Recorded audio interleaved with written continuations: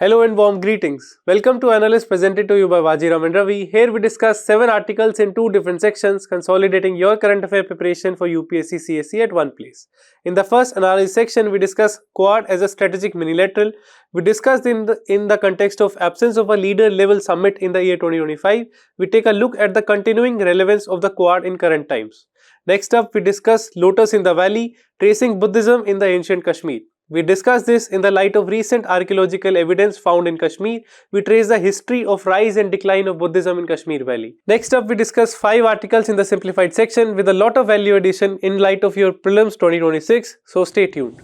Starting with the first topic, Quad as a strategic minilateral. We discussed this in the context of that whole 2025 year has been passed, but we have not seen a single leader level summit happening between the members of these Quad countries. Why so?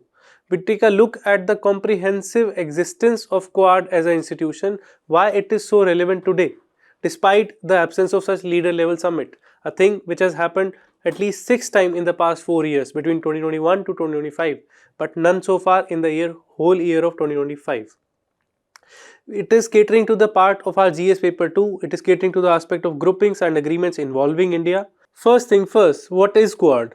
Quad, or basically Quadrilateral Security Dialogue, it is a strategic forum for consultation of like-minded countries. Like-minded countries means all the countries that are part of Quad are democratic countries, countries like India, Australia, Japan and US. It brings together 4 of them and allows for a commitment to work for the global good. What kind of global good are we talking about? What are they trying to do? They try to ensure a Indo-Pacific, the ocean of India, Indian Ocean and Pacific Ocean. In this whole region comprising the Indian Ocean and Pacific Ocean, they want a free and open and inclusive Indo-Pacific that allows for shared prosperity and ensures a law and order situation abiding the international law. It does not allow for incursion by revisionist powers such as China. It is formed, actually, if we see its history, it was formed with very noble orientations after the year 2004 tsunami that happened in the Indian Ocean region. 4 nations, they came together to coordinate the response and assistance to the countries who were affected by the tsunami of 2004. Formally, it started with the year 2007 when on the sidelines of ASEAN summit under the aegis of Japanese Prime Minister Mr. Shinzo Abe, they held their first meeting. But there was a period of interregnum between the year 2007 to 2017 where we saw the members, they were shifting their allegiance. States like Australia, they were not ready to be seen as countering China. But over the time period in the year 2017, we saw the revival of Quad as an institution happening under the aegis of Donald Trump. And on this sideline of East Asian Summit that was again happening in Philippines only, we saw that these 4 leaders met and they discussed the aspect of Quad, revitalizing Quad on aspects of connectivity issues, maritime security, shared principle of free and open Indo-Pacific, and ensuring that proliferation threat of nuclear technology in Asia does not happen.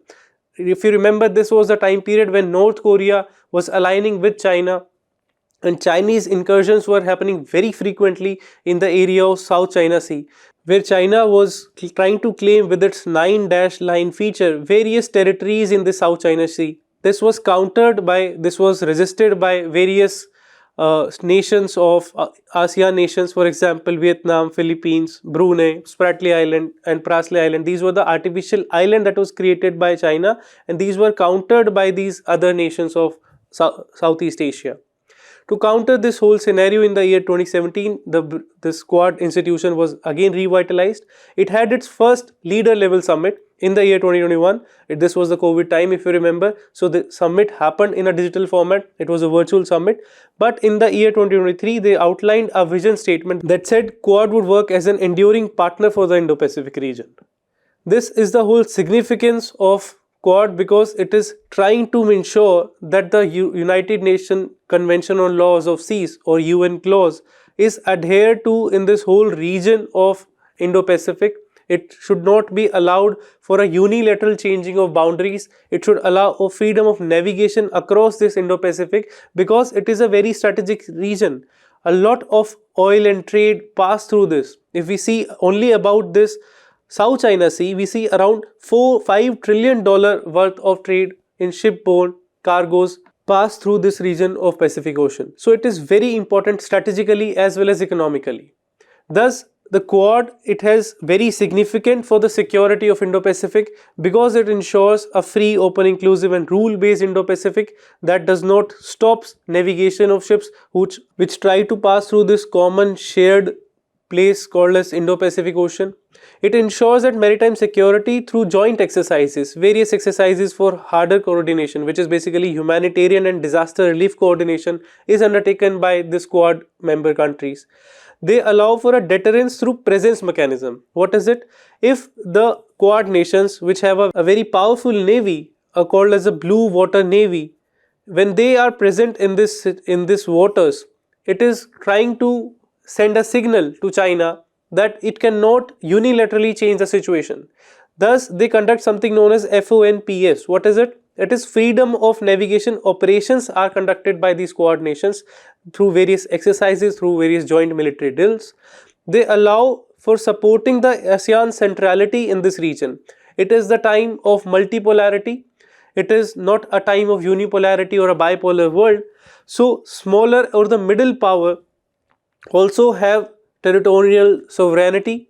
To ensure that territorial sovereignty of such nations is ensured, to ensure that these ASEAN nations would serve as a counterweight to the Chinese dominance in this Asian region. It is supported by these Quad countries. That is one of the significance of Quad as an institution, to support of these ASEAN nations, ensuring their territorial sovereignty, ensuring their territorial integrity. Then we have idea of strengthening interoperability among these major naval powers. Four nations, they play something known as a Malabar Games. It is not a sports tournament but a freedom of navigation exercises, a joint military drill that happens.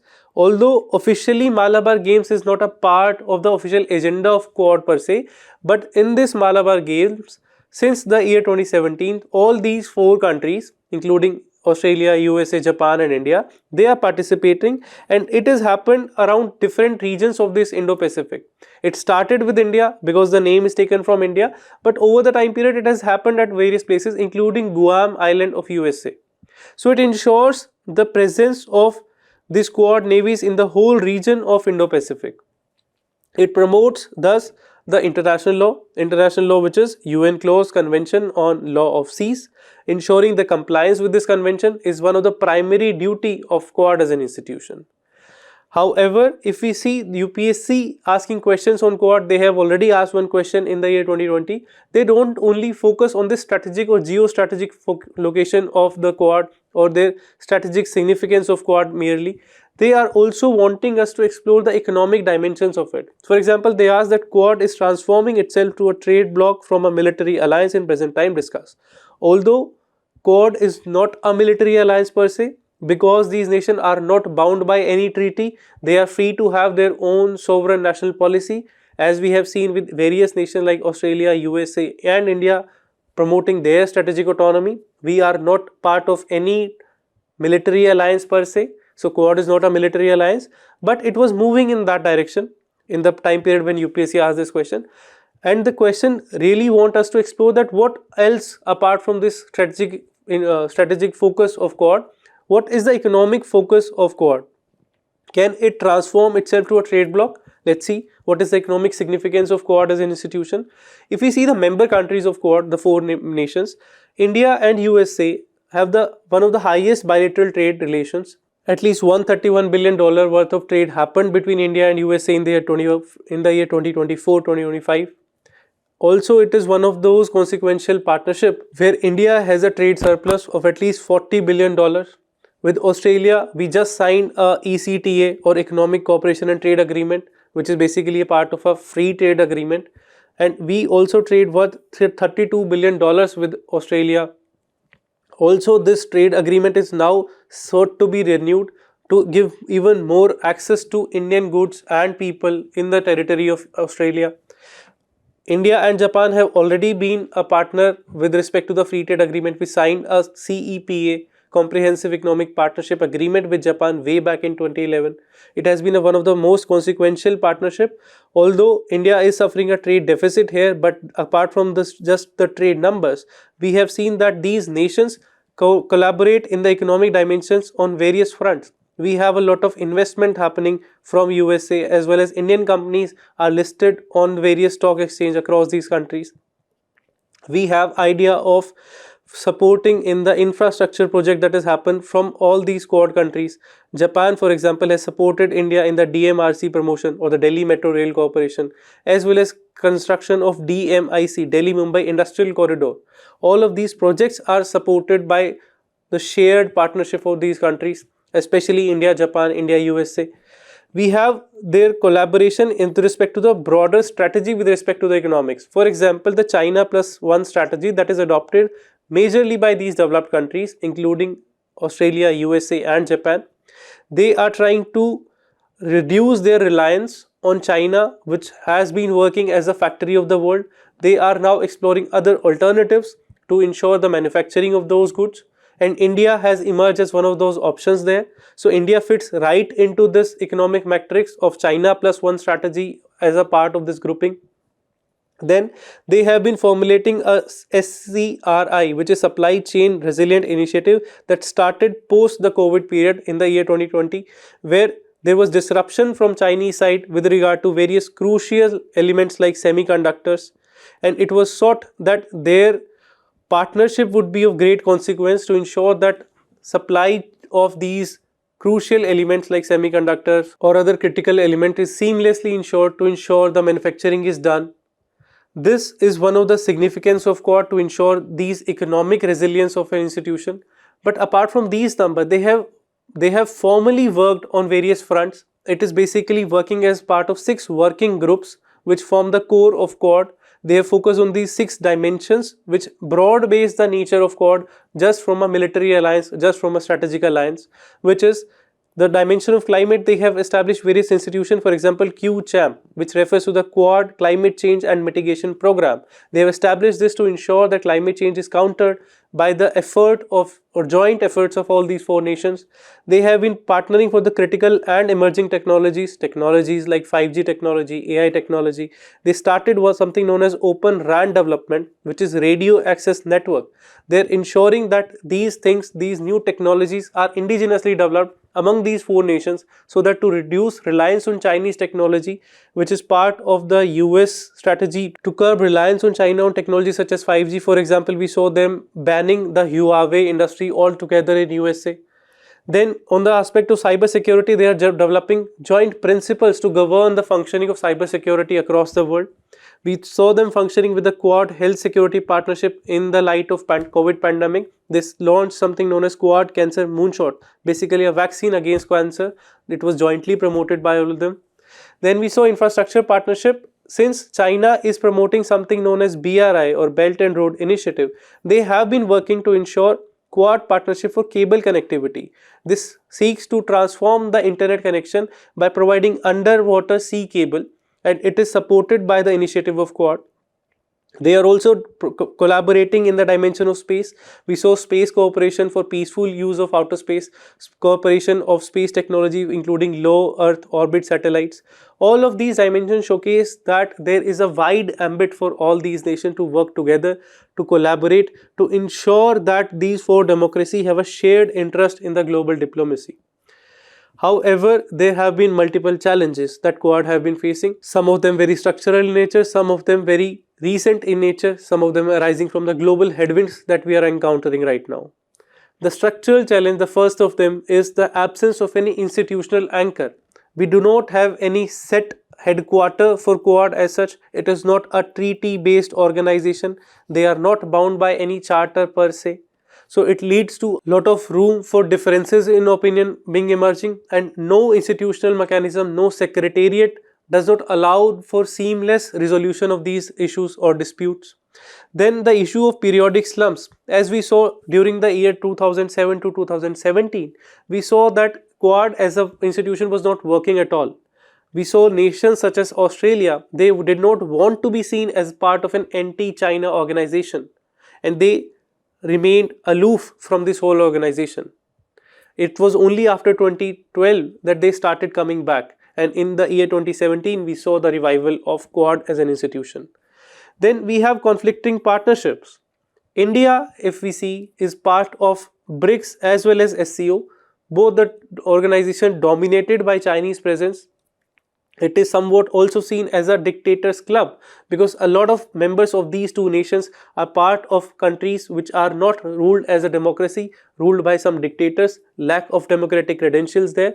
On the other hand, Quad is a complete alliance or a network or a framework of cooperation of democratic nations. It is seemingly at loggerheads because India is a member of both these dimensions. On the one hand, we are trying to counter China being part of Quad. On the other hand, we are also part of Chinese-led organizations such as BRICS and SCO. Then we see the geopolitical reality, the location where we stand. India is located in South Asia. Also, it is located in the broader Indo-Pacific region. But India is the only nation among the Quad members which share a land boundary with China. India shares a more than 3600 kilometer worth land boundary with China, which is often open to dispute. We saw that happening in the year 2020 in the Galwan clashes that we had. In such instances, India of all nations cannot afford to antagonize China to the extent that these nations can, because they do not have a perceptible threat of a land incursion happening. India is the only country which has officially been war at with respect to China, which happened in the year 1962, the India-China war of 1962. None of these nations have largely been in war in the recent history. Although China and Japan have been antagonistic of each other, there have been boundary disputes with them, but none of them share a land border. The Chinese antagonism to a greater degree is not per se in favor of Indian continental reality. India's geopolitical location does not allow for that antagonism. Then if we see the regional challenges or the recent challenges in the global headwinds that we see, if we talk about the recent changes or the global headwinds that this relation have been facing, is the presence of changing strategies. USA's national security strategy recently released has showcased a language which is toned down compared to the earlier one. It has softened its stance against China. Earlier it used to saw China as a global geopolitical rival of USA. Now it has been toned down to just a mere economic competitor and not a geopolitical rival. This keeps the position dwindling between the position of extremity in respect to the Quad idea against as a anti-China institution. Then we see that shifting of policy focus on other geographies. Earlier in the year 2017, we saw the spotlight was on the Indo-Pacific region because of various reasons, because of North Korea, because of Chinese incursions on the Spratly Island. But right now, the geographies in focus does not seem to be the Indo-Pacific, because focus has shifted to Venezuela very recently. Focus has shifted to the Russia-Ukraine issue after the 2022 invasion of Ukraine. Then we saw issues in Middle East rising, issues in Iran, issues in Palestine region, Gaza Strip. All of these are the things that are making headwinds. All of these are the situations, are the positions that are making headlines and seem to be the policy focus of the Western nation, especially USA. So it has reduced the existence or the importance of Quad per se, and that is visible that we did not even have a single leader level summit in the whole year of 2025. Then we see the Trump factor, who is characterized by the fall of multilateralism. He has been withdrawing from various institutions, including the institution like International Solar Alliance, which is the only treaty-based organization situated in India, headquartered in India. He has exited USA from WHO, UNESCO, UNFCCC. All of these, given all of that, how far we can see Quad maintaining its resilience with respect to the US policy against multilateralism. The idea of his transactional policy remains to be seen, and this remains one of the major global headwinds in the existence of Quad as an institutions. However, given the continuing existence of Indo-Pacific as a channel through which $5 trillion worth of trade passes, the importance of Quad as an institution cannot be negated, and there is much more need to revitalize it again as what it was done in the year 2017. How can we do so? We can do so by starting with the earliest convening of the leader summit. the summit at the highest level should be convened right now, because at least at two places we saw the government changing. Both at Japan and USA, the head of the state have changed. So it makes more sense to convene a leader summit right now, because we don't have any continuing mechanism of a headquarter or a secretariat that could ensure the consistency of the policies of Quad. That being the first thing, other institutional steps also need to be taken by aligning the policy goals of the member, so that we can at least agree to a common minimum program where strategic shift in the policies of nation like USS, NSS. We do not see major changes happening in the policy of Quad as an institution per se. Then in the economic domain, which remains one of the core of partnership of Quad, we can ensure revitalization by identifying the alternative sources of critical products such as semiconductors. We must also promote joint research and development, and ensuring co-financing manufacturing projects in other countries including India's, to ensure we reduce dependency on such suppliers like China. It would be in line with the spirit of China plus one strategy that we just discussed. It would ensure that securing a resilient infrastructure in the broader Indo-Oceanic region, IOR, as well as Indo-Pacific region, would be catering to the significance of Quad as an institution for other countries in the region also. As China has been bankrolling the infrastructure in the whole region of Indo-Pacific by the method of BRI, we saw it happening in Myanmar with the port being developed at Kyaukphyu region. We saw that happening at Gwadar in Pakistan. It is financing these institutions, and it is imperative for the institution of Quad to develop such co-financing mechanism for infrastructure building, at least starting transparency in these institutions through networks such as Blue Dot Network, which could at least transparently showcase the debt terms to avoid the debt trap that China has been doing in this region. This could be one of the starting point for revitalizing Quad as an institution. And that was about this topic. We have a practice question for you. Kindly do write it and get it evaluated from your mentors. Starting with the next topic, Lotus in the Valley, tracing Buddhism in ancient Kashmir. Recent unearthing of a Buddhist stupa at Zehanpura region of Kashmir, it is casting a spotlight on the ancient and rich Buddhist heritage of Kashmir. It is relevant for our exam point of view from the GS1 art and culture perspective, where we discuss the architectural aspect of Buddhism religion, as well as we trace the history of rise and decline of Buddhism in the Kashmir region. When we talk about Kashmir, the first thing that comes to us is the demography. Today majorly dominated by Muslims, or Islam is the dominant religion of Kashmir Valley as of now, and the unearthing of a Buddhist stupa in this region might seem like an anomaly to you. It might seem like an exception to you, but let me reassure that Kashmir has been having a long and rich lineage of Buddhist religion. It was primarily a Buddhist dominated region, at least in the century of 1st century AD. We saw history of Buddhism. When we trace the history of Buddhism, we unearthed various sites. One is Zehanpura ruin of stupa, which has just been excavated right now. Other than that, there are other famous locations of Buddhism which are located in present day Kashmir. Places like Kanishpura, which traces its name from the ruler Kanishka. It showcases the rich heritage of Buddhism in Kashmir. Places like Harwan, where one of the crucial dialogue happened between Nagsena and Maninder. Uskur is a region of another Buddhist stupa that existed in Kashmir. If we go by the major history or the major thought of history, it is said that after the third Buddhist council that happened in Patliputra under the patronage of ruler Ashoka, who was the ruler of the Magda belonging to the Mauryan dynasty, he actually sent various emissaries, various scholars to various parts of the world, including his own son Mahendra to Sri Lanka. One of the saints sent by Ashoka was Sant Mahajantika, who was a founder or promoter of Buddhism in this Kashmir region. But other historiography, for example, history written by Kalhana, who was a 11th century writer from Kashmir, who wrote a very famous book that you must remember called Raj Tarangini. He mentions that history of Buddhism in Kashmir predates the idea of Ashoka, because even Ashoka himself invited various Buddhist scholars from Kashmir to Patliputra. So either way, we could say that Buddhism was in a promoting stage. It was facilitated during the reign of Maurya, and somehow this saint or this monk Majhantika, he is considered as one of the founder of Buddhism in the Kashmir region.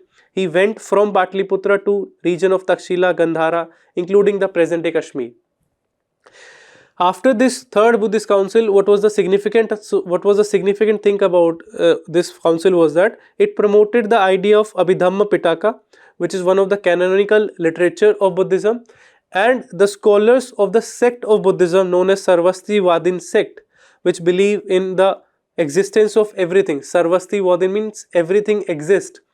These sects, followers of these sects, were taken from the region of Magda towards this whole region of North India, and these are the one who promoted Buddhism in the Kashmir in the predominant way. Then we saw, after the decline of Mauryan dynasty, we saw Indo-Greek establishing their rule in the northwest part of India, and one of the famous ruler of Indo-Greek was King Menander, who is mentioned in the Buddhist text called Milind Panaho, which is written by this saint Nagasena. It is basically a dialogue between King Menander and this monk Nagasena, and they engage in question regarding the existence of soul and life, and it is basically a history of Buddhism of that time period. This Milind Panaho book showcased the existence or wide patronage that Buddhism got from Indo-Greek king. So due to royal patronage by rulers like Ashoka as well as King Menander, Buddhism promoted and was flourishing in this region.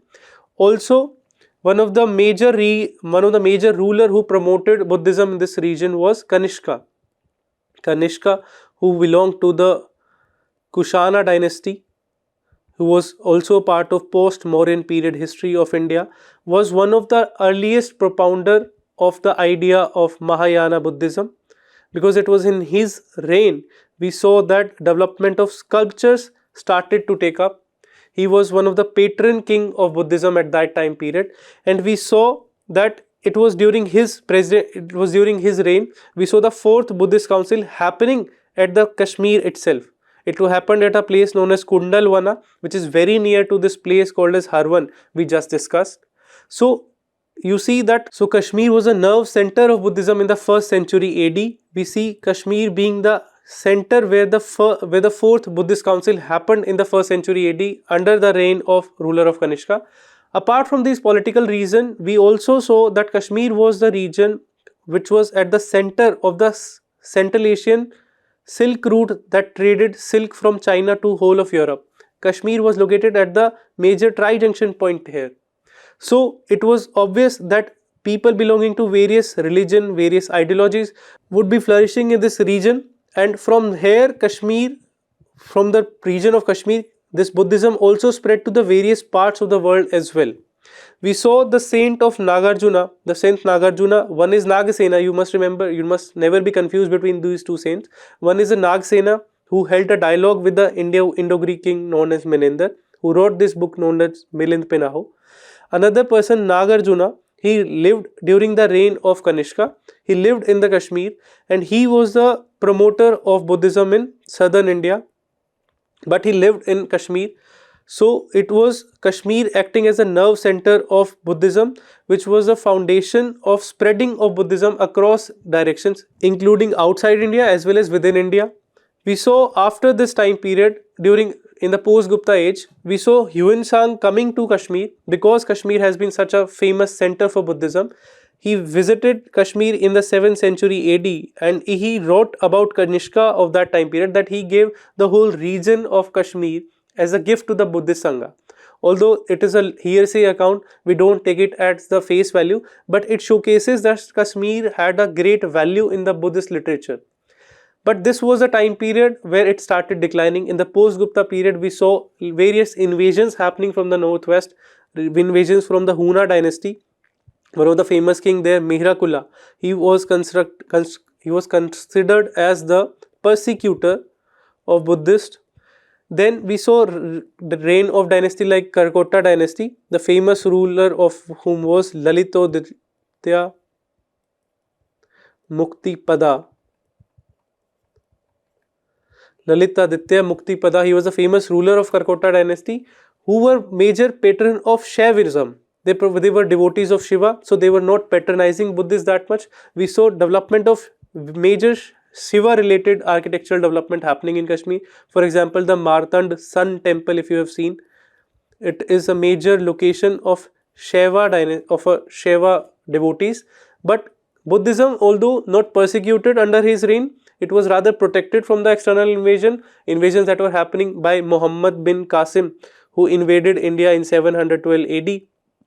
Even during the rule of this Karkota dynasty, the Buddhists of Kashmir, they were protected from such invasions. But although the royal patronage that it used to exist in this time period of Kanishka and Ashoka, it never was to be seen again. Then we saw presence of certain weaker dynasty in Kashmir region, dynasties like Utpala dynasty and Lohar dynasty, under whose reign we saw economic decline of Kashmir happening. So we saw a lot of incursions or invasions by the neighboring rulers happening. One of such ruler was Buddhist ruler of Rinchan. He was a Ladakhi prince. He belonged to the Ladakh region of present-day Union Territory of Ladakh. He visited Kashmir and he worked as an administrator under the reign of one of the ruler of Lohar dynasty. He was Buddhist by religion, but still, having ousted these dynasty of Lohar dynasty, he tried to convert himself to various other religions. He once tried Hinduism also, because population of Kashmir Valley at that time period was majorly Hindu, but he was not appreciated much because he had just himself rooted out one Hindu dynasty. So he converted to Islam instead and started something known as the Shah Mir dynasty. Further rulers of this Shah Mir dynasty, actually including rulers like Sikandar Shah Butchikan, they were persecutors of Buddhists, and that marked the starting of decline of Buddhism in this Kashmir Valley from the 14th century AD that we saw. Butchikan is basically meaning iconoclast, which means that they were not in favor of somebody who worshipped icons, iconography, portraits, because it was considered against Islamic feature. Although Kashmir, in this region of Kashmir or northwest India in particular, in general, we saw decline of Buddhism happening, but certain aspect of Buddhist art and culture and literature continued to exist in Buddhism. This idea of Bamyan Buddha, it is a sculpture of Buddha that was formulated in the Gandhara style of sculpture. This was built in the Bamyan region of Afghanistan, which lies in the northwest India. This was also destroyed in the modern day rule of Taliban in the year 2001. All of this formulate to the same ideology of iconoclasty, that they do not appreciate somebody drawing the image or sculpture of a human figurine or a natural figure, because that is perceived to be the domain of God. So this person, Sikandar Shah Butchikan, he was also persecutor of such people who believed that icons should be worshipped. And Buddhist, the Mahayana Buddhist especially, they were worshipping icons, so they were persecuted out of Kashmir. And today we hardly see any presence of Buddhist in Kashmir Valley per se, although a major chunk of Buddhists still remain in the trans-Himalayan region of Ladakh. That was the threat to Buddhism in Kashmir. That's how it declined. But from our exam perspective, we have seen the idea of stupa being asked various times in the previous year question. This is a question taken from Prelims 2022, which discusses about the concept of stupa. It says concept of stupa is Buddhist in origin. Make no mistake that although we discussed stupa and then we jumped to Buddhism, because predominantly stupa is associated with Buddhism today, but actually the concept of Buddhism, the concept of stupa is pre-Buddhist in origin. We had certain other Shramanic religion. Even in Hinduism, we saw mound-like structure being created under which were buried the Shramanas or the scholars. They were buried under such structure, and this stupa word is basically a Sanskrit word which is not really related to Buddhism, although now the stupa forms a predominant part of the Buddhist ideology, Buddhist culture, Buddhist architecture. Stupa was generally a repository of relics. Yes, relics means the remains or the avshesh, as it said in Sanskrit. It is basically supporting the holy remains or the relics of these dignitaries. That is the major function of Buddha, of a stupa. Stupa was a commemorative as well as a votive structure in Buddhist tradition. This is also true. Why? Because there is a various form of stupas that exist. One of them would be a relic stupa, as we discussed, which would be having bodily relics or the bodily fragments of Buddha or other enlightened monks. For example, one witnessed at Sanchi stupa. Other stupa could be commemorative stupa or votive stupa. Commemorative means which marks to commemorate or remember significant event in Buddha's life or other person's life. For example, visit of Buddha at certain places, it leads to creation of stupa. For example, one seen at Anuradhapura stupa in Sri Lanka of today. We see votive stupa. Now, what is votive stupa? Votive basically derives its words from vow or a pratigya, that if I clear UPSC, I would build a stupa. If somebody would have taken such a vow, he would have to create such a stupa, and it would be called as a votive stupa, right? So, votive stupa, commemorative stupa, or relic stupa, or symbolic stupa, merely symbolic, that they represent the Buddhist theology and the path to enlightenment. Such are the various types of stupa that could be built, and these forms the major idea that we must remember for our exam point of view. So the answer of this would be only 2. Before we move to the next topic, you can also practice a mains practice question that we have just given to practice your answer writing. Moving to the next topic now. Moving to the next topic, we have mustard and the threat of weed to it. We discussed this in light of mustard crop being threatened by various weeds. Mustard is India's largest edible oilseed crop, but it is now facing a serious threat from parasitic weed Orobanche, or known as broom rape. What is mustard? It is India's largest indigenous edible oil crop. We know that, if you remember, if you would have seen the DDLJ movie, Dilwale Dulhaniya Le Jayenge, the famous scene in which Shah Rukh Khan is hugging Kajol, it is set in a mustard field, the very beautiful yellow flower. That is what mustard is for you. To remember that mustard, that it is a Rabi crop, you must always remember this DDLJ scene, because it was seemingly winters at that time, right? So it is a Rabi oilseed crop, majorly grown in the northwest part of India, although very famous as a part of staple diet of Punjab, where makke di roti and sarson da saag is a staple diet. But to be sure, it is not the Punjab is not the largest grower of mustard. It is rather Rajasthan, which accounts for 1/3 of all the mustard that is produced in India. So on the second and third place, we have Haryana and Madhya Pradesh, which keeps on changing their position as per the production years. Other aspect about mustard crop is that it is basically requiring an optimum temperature around 20 to 25 degrees Celsius, which is very conducive in the winter months.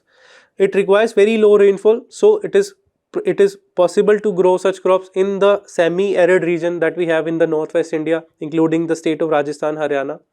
Then it is sensitive to frost at flowering stage. So if frost is happening, if the temperature is dropping to such level that frost is happening, which is known as this thing called as pala in the local language, it reduces the yield of the crop. For example, this farmer is speaking here that if there is no pala or forest, if there is no disease like the pest, the weed that is impacting it right now, the yield could be 12 quintal, but it has now reduced to merely 9 quintals. And that is the impact of weed impacting the whole mustard crop, because it reduces the growth by acting as an alien parasite, which deprives the host crop of these things, of these nutrients. It causes wilting or yellowing and stunted growth of these plants, and thus reduces the yield of mustard crop.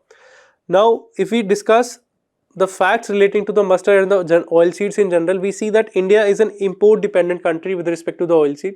Although our production has stagnated, or rather reduced, from 106 million ton last year to 105.5 million ton this year, it is much lesser compared to our import bill. So India is having around 60% of edible oil demand met through import. We import around 160 million ton of oilseed and produce only 105 million ton, and that is a major shocker for a country which is the largest producer of rice, which is the world's second largest producer of food grains, largest producer of milk. Despite such agricultural powerhouses in our country, we still import dependent on oilseed. And in this scenario, mustard, which is the largest oilseed crop accounting for 40 million ton worth of production, if it is facing issues such as frost due to climate change or weed impacting it, it is a major policy concern. Now, how do we reduce it? We have to expand our income, and demand is expanding, so we need to better or improve our production. How do we do it? The question could be answered by genetic modification, because we have something known as GM mustard, which was developed in the form of DMH11, which stands for Dhara Mustard Hybrid. What is it? It is a genetically modified form of mustard which is weedicide tolerant. It is using Bernays and Barster system for hybridization. What are these? These are some genes. These are genes taken from soil bacteria which are used to hybridize the production of GM mustard. It enhances the tolerance to glyphosate herbicide. So when weedicide or a herbicide is sprayed on such crops, it remains tolerant to such weedicide. So only the weed is killed, but this mustard plant, its growth is not affected by this, because this is turned to be a genetically modified mustard plant. So it would reduce the impact of weeds or herbs on it and would enhance its yield. That is the whole idea of Dhara mustard hybrid. It aims to improve thus the yield as well as weed management of it. It has got approval of GEAC, the Genetic Engineering Appraisal Committee, in the year 2022, but it is at the stage of where approval has not been given by the Ministry of Environment, Forest and Climate Change. It is developed not by IARI and Punjab Agriculture University, rather developed by somebody known as Deepak Dhar, who was a scientist at Delhi University. And this is a question that UPSC asked 1 year, that which makes this statement wrong. It has the gene of soil bacterium that gives the plant the property of pest resistance to a wide variety of pests. No, it is not pest resistant. As we said, it is herbicide resistance. It develops tolerance to herbicide. So first statement would also be wrong apart from the information that we got from here. Only the second statement is true, and the answer of this previous year question would be option 2. It is now criticized for the biosafety, herbicide use and farmer dependence, because once it is approved, there are concerns regarding to the biosafety of this, because it is an edible crop at the end of the day. So the impact on the food security or the food safety arising from such genetic modified crop is not known. There is lack of scientific evidence regarding that. So MOEFCC or Ministry of Environment has not given the clearance till now. That is the whole issue for DMH11 for you. But we must remember something for our prelims point of view. Other oil seeds that we import, in terms of value, we imported around $20 billion worth of oil seeds, which has risen from merely $7.2 billion in the year 2013-14. If we see the various reasons for it, one of them could be the Russia-Ukraine war, which has disrupted our supply of such oil seeds. If we further diversify and look into the micro details of it, the major oil import that we do is of palm oil, which comes from the majorly Southeast Asian nations like Indonesia and Malaysia. Soybean oil is imported from Argentina and Brazil. Then we have sunflower oil, which we import from Russia and Ukraine, and this is which has been majorly disrupted, enhancing our import bill. Thus, there is need for enhancing our indigenous production of oil seeds. Here, the mustard could make more sense, because it is the one oil seed which we have the largest area under coverage. Also, it is the oil seed which has the largest yield per hectare among all these oil seeds. So we need to focus and see how we can mitigate the challenges relating to the food's safety arising from this DMH11, and that remains to be done. Moving to the next topic of Environment Ministry fund sought for forest management committees. We have seen that Ministry of Tribal Affairs is in talks with Ministry of Environment to release some funds for this joint forest management committees. These committees have been established under this Forest Right Act that govern the resources of forest. What is this Forest Right Act? It is a Sunshine Act of 2006, which utilizes the principle of giving the tribals the right, giving the tribal and other traditional forest dwellers the right over the land of the forest, as well as certain resources of the forest. To manage such resources, they constitute something known as Forest Management Committee or FMCs. It could also be a JFMC or a Joint Forest Management Committee that require now fund from Ministry of Environment and Forest Change, Ministry of Environment, Forest and Climate Change, to ensure this seamless working. Now let's discuss what kind of rights are they giving them. We have moved to a democratic state from the pre-democratic state of the colonial state, which saw the use of resources of state or use of resources of forest as a merely state activity, and it used to see the tribal or the traditional forest dweller with the eye of misconception as being criminals. To negate this historical irony, to negate this historical injustice meted out to such tribals, they have been given certain rights. There are various variety of rights that have been given. One is an individual forest right, which gives them around up to 4 hectares per family. Land is given to them, of which they already possess the control. They are now given the patta of it, or the land tenure of it. Their right over that is now legalized. It is not a new land is being given to them, but their claim is now appreciated. It is allowed. Then we have given them community forest right. That means community as a unit, not an individual, but the community can access certain forest resources like timber, bamboo, medicinal plant and other minor forest produce. Then right of habitat and settlement, especially the particularly vulnerable tribal group or the PVTGs, 75 of them who have been recognized by the Ministry of Tribal Affairs, they have been given access to the forest area or the grassland for traditional pastoral reasons or traditional habitats.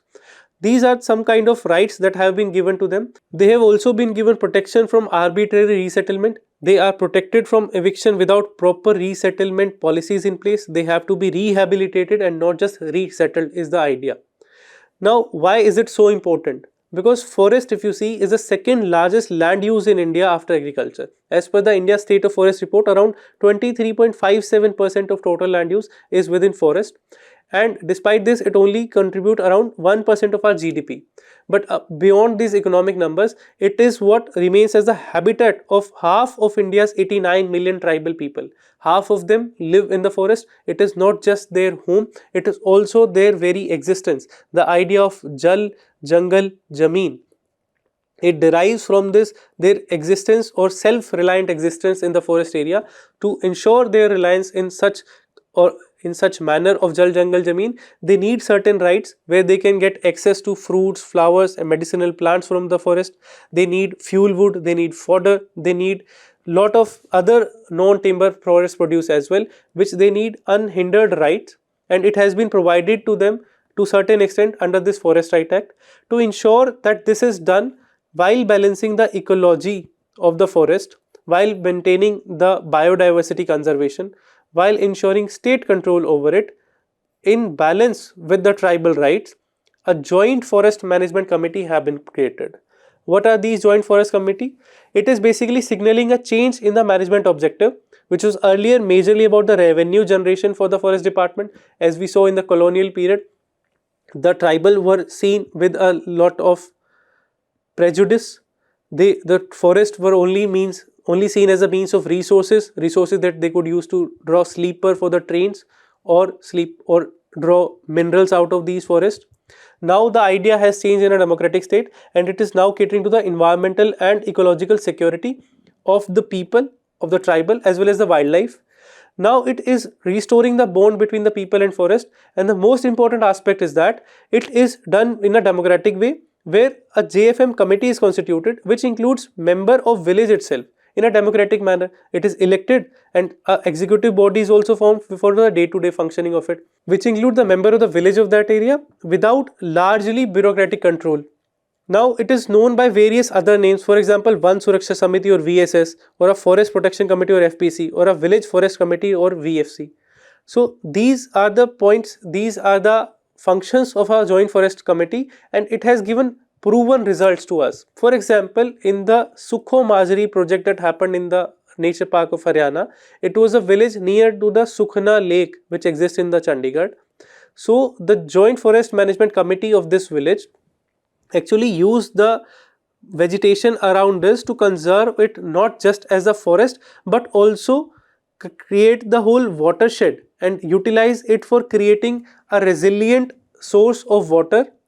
And it actually changed the face of this village, which lies in the foothills of the Shivalik range. It was a very poverty stricken village, but because they conserved their forests, because they conserved their water resources, it led to prosperity.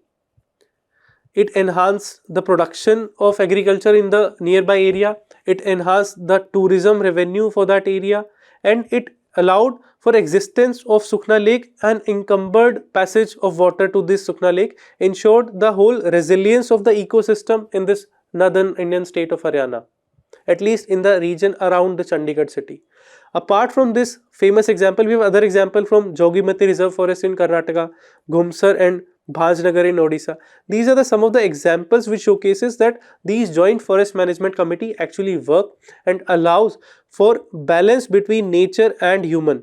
It allows for a greater sustainable development goals to be achieved by putting humans or the traditional forest dwellers at the center of all these conservation efforts.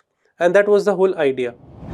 Moving to the next topic, we have US launches new retaliatory strikes against ISIS in Syria. It is a very important aspect from our prelims perspective because places in news is a very commonly asked theme in the UPSC prelims if we see. They have asked questions especially from this region of Syria and Aleppo per se.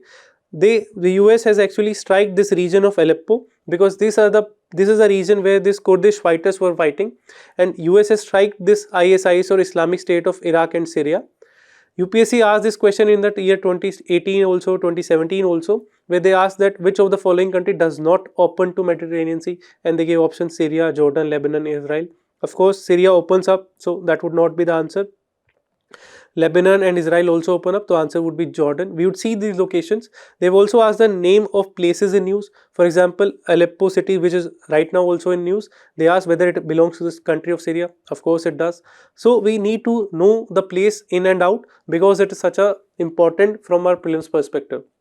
If we see the location of Syria, which is shown in the map here, it is located in the east coast of Mediterranean Sea. It does has an opening to the Mediterranean Sea, something that we need to keep in mind. Then it is located in Southwest Asia, of course, or the Middle East as the people from USA would say. It borders 5 countries, Turkey in the north, Iraq in the east, Jordan in the south, Lebanon in the west, as well as Israel in the southwest. So these 5 countries you must remember. You can make a mnemonic for them if you wish to, but largely you should remember the map and the orientation of various countries with respect to it. And if we see, Jordan does not have an opening to the Mediterranean Sea per se, because this country of Israel is having that place where opening to the Mediterranean Sea would lie, and Jordan lies to the east side of it. So the answer of that question would not be Jordan. The capital city of Syria is of course Damascus, but there are other various cities also famous in Syria. For example, cities like Idlib, cities like Latakia, which is also a very famous port. Then we have cities like Tartus, which is also a port city on the Mediterranean Sea of Syria. Now, other geographical features of Syria that we must know is that it follows a fertile coastal plain. It is also the site of ancient historical civilization of Abbasid Caliphate used to reside in this place, as well as the region of Mesopotamia. If you remember, it lied in the region of this valley of Euphrates as well as Tigris river, which flows through Iraq. Euphrates river, it flows through Syria, but Tigris river also flows in the nearby country of Iraq, and this was the center of the Mesopotamian civilization, which was a contemporary civilization to our Indus Valley civilization. Also, one lake exists in Syria which is known as Lake Al-Assad, which is a man-made reservoir created by a dam on the Euphrates river. We have desert in the northern Syria, desert form.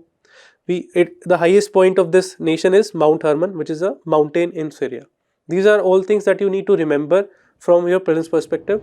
Next, we discuss important days in news. It is important from our GS paper 1 modern history perspective. Also from our GS paper 4 ethics, where we discuss the ideas of Swami Vivekananda ji, whose birth anniversary we celebrate today as the National Youth Day on the January 12, 2026. We see there is a difference between the International Youth Day as well as the National Youth Day. The World Youth Day or the International Youth Day is celebrated on the 12th of August, and it started on the appeal or the proposal of Saint John Paul, who was a pope at that time. But officially it started in the year 1999 when UN General Assembly passed a resolution for starting a World Youth Day. It advocated greater involvement of youth in the present day scenario, involving the issues which concern the youth of today. For example, issues of climate change, issues of drug trafficking, issues of terrorism. In those issues, it was said that it was believed that the youths must engage with each other and must form an informed opinion on them.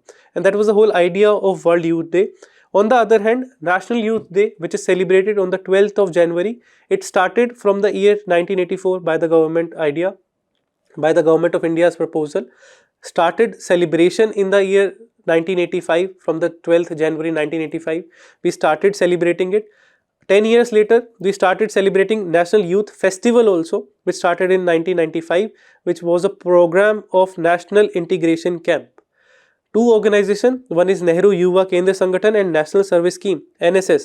They jointly conduct these two programs, which is a celebration of the ideology and the philosophy of Swami Vivekananda. From past few years, we are also celebrating this Viksit Bharat Young Leader Dialogues, under which Honorable Prime Minister Modi ji himself talked to the youth of this nation and engaged and asked them their ideas. Today also this program is happening in New Delhi, where Prime Minister is addressing the young leader at the Bharat Mandapam in New Delhi.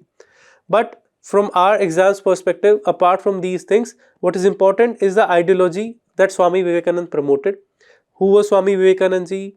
What did he do? We need to know that for our prelims. From our mains perspective of GS paper 4 also, we must know the philosophy that he promoted and how it is relevant in present day. Swami Vivekananda ji, of course, he was born on 12th January. That is why we celebrate his birth anniversary today. He was born in 12th January 1863 at the place called Kolkata now. He was born as Narendranath Datta. It is not his real name. Swami Vivekananda name. Swami Vivekananda is a name that he adopted later on. It was actually given to him by his guru Ramakrishna Paramhans. He was a chief disciple of Sri Ramakrishna Paramhans. Thus, in his name, he founded the mission called Ramakrishna Mission in 1897. If you come across Karolbagh metro station, 2 metro stations before that, we have RK Ashram. And this RK Ashram is basically nothing but the office of this Ramakrishna Mission. Why is he famous in history? He is famous because he participated in the World Religions Conference, or the Parliament of World's Religion, which happened in Chicago, USA in the year 1893. And he is famous because he started at that time by the address by saying sisters and brothers of America, or bhaiyon or behno, which is a very common thing to say now. Even our Prime Minister Modi ji says the same. But it was revolutionary at that time because people, you did not used to see each other with such an empathy that you could call a stranger as your own brother or sister. And that was something unique that made the whole audience of that religious hall or the conference hall clap with applause for this person, Swami Vivekananda, and it made him famous. He made a lot of friends there. One of his friend, Swami Bhagini Nivedita, became his disciple, and she came back to India. She was a foreigner who adopted this Indian name, and she was then the leader of this Ramakrishna Mission, who promoted this idea of service to poor as a service to God. They say it in a manner, Jiver Seva, Shive Seva. The service to poor is a service to Shiva, is what they emphasize. And this is the headquarter of Ramakrishna Mission, which is located in the Belur Mutt region of West Bengal today.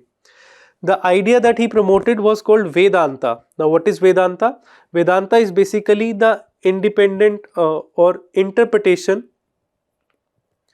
of Upanishadic philosophy. Upanishad, which is one of the 4 parts of Vedas actually. Vedas include Samhita, Brahmana, Aranyaka, and Upanishads is one of the 4 parts of Veda. The interpretation of Veda as the highest learning of Veda is called as Vedanta. That's where the Veda end, Veda Anta. And yoga in the West. He promoted these ideologies in the West, but he was not somebody who was only an ambassador of Indian philosophy. He also wanted a synthesis of both East and West. He promoted the idea of rationality also, and that is why he promoted this service to poor as a service of God.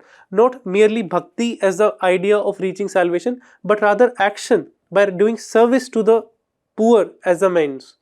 That is why he gave the very famous quote. It is relevant for UPSC aspirant also. They have asked this question in GS paper 4 earlier also. That condemn none. If you can help, do so. If you cannot, just fold your hand and let your brothers and sisters go their own way. What is this saying? This idea is emphasizing the idea of compassion. That if you can do help somebody, then you do help. That is, helping is basically compassion. But if you cannot help, then don't condemn. Then he is suggesting that you don't be apathetic toward anybody. You don't show antipathy toward somebody. If you cannot show compassion, that you cannot help them, at least show empathy to them. That is the whole idea, that is the whole philosophy of Swami Vivekananda that is eternally relevant today. it is a former previous year question that came in the GS paper 4 asking us to examine the relevance of ideas of philosophies of Swami Vivekananda, and we can use such ideas there. From a prelims perspective, what we also need to remember is that he wrote various books. Books like Raj Yoga, Karma Yoga, Gyan Yoga and Bhakti Yoga, the 4 forms of yoga. He wrote them in the form of book. He established Belur Mutt, as I discussed, as the headquarter of Ramakrishna Mission in the year 1897, and it forms a major part of the socio-religious reform movement that was happening in India in the 19th century. Moving to the next and the last topic, Bhairav Battalions to debut in the Army Day Parade in January 15. What is this? This is the article regarding the Bhairav Battalion, which has now been inducted in the Indian Army. What are Bhairav Battalion? These are the newly raised light commando battalion of the Indian Army, which is part of the Indian Army's restructuring and modernization program. What do they do basically? They have drawn the experience from the various other global security forces and included something as a high speed offensive unit which can execute special targets, special focused task at multiple levels depending on the operational requirement as and when it is required. So it is bridging the gap between a regular infantry and a para special forces. It is also tasked to ensure that quick reaction offensive capability at tactical locations. It would be doing the drone operations, it would be acting as the operator of drone, which is basically unmanned operations. So 1 lakh such operative have been trained now, and 2 of them would be participating at the Republic Day Parade at Jaipur on the 15th of January, which is also celebrated as the Army Day in India. And now they are posted at the northern borders for now. In the aftermath of the Operation Sindhu, they were posted at that region to ensure fierce reply to the enemies. The name that they draw, Bhairav, is derived from this deity Bhairav, which is basically a fierce form of Shiva. The fierce roop that Shiva undertake to destroy the world, that is when he is given the name Bhairav, and this is where it draws its name of Bhairav Battalion, to give the fierce reply to the enemies. The force structure is that it is smaller than the conventional infantry battalion, of course, and it draws personnel from various other infantry soldiers. They have higher physical and tactical training standard compared to the normal infantry. Right now 15 battalions have been raised. About 25 such battalions are planned for the future, and they would be drawn from serving soldiers, officers as well as junior commissioned officer or JCOs. So this was about this topic. Thank you very much.